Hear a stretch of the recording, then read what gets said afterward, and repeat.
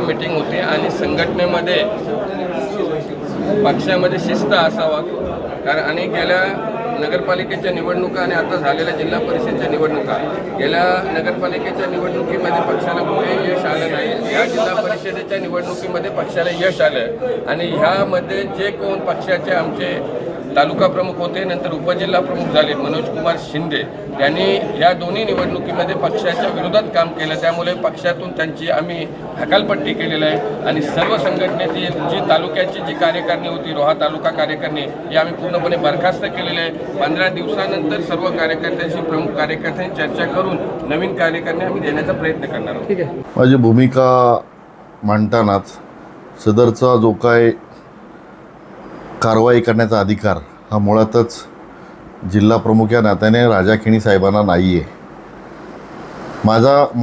माझे जिल्हा प्रमुख आहेत प्रमोदजी घोसाळकर, त्यांनी माझी नेमणूक केले ते आहेत भरतशेठ गोगावले आणि प्रमोदजी घोसाळकर। यांनी केलेल्या नेमणुकी किंवा त्यांचं जे काही क्षेत्र आहे, माझं जे काही मी ज्या विधानसभेत काम करतो ते विधानसभेचं क्षेत्र आहे श्रीवर्धन मतदारसंघ आणि राजा खिणी साहेबांचा जे काही मतदारसंघ आहे हे अलिबाग मतदारसंघ आहे। त्यामुळे अलिबाग मतदारसंघातनं जिल्हा प्रमुख येऊन इकडे जर करत असेल तर ती चुकीची आहे, बेकायदेशीर आहे।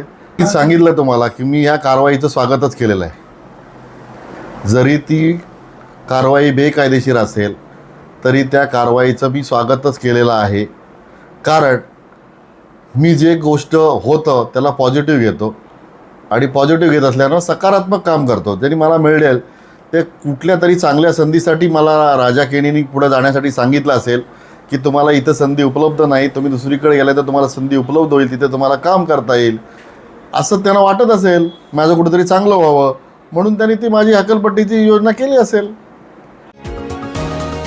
तुम्ही पाहत आहात विस्टा न्यूज मराठी।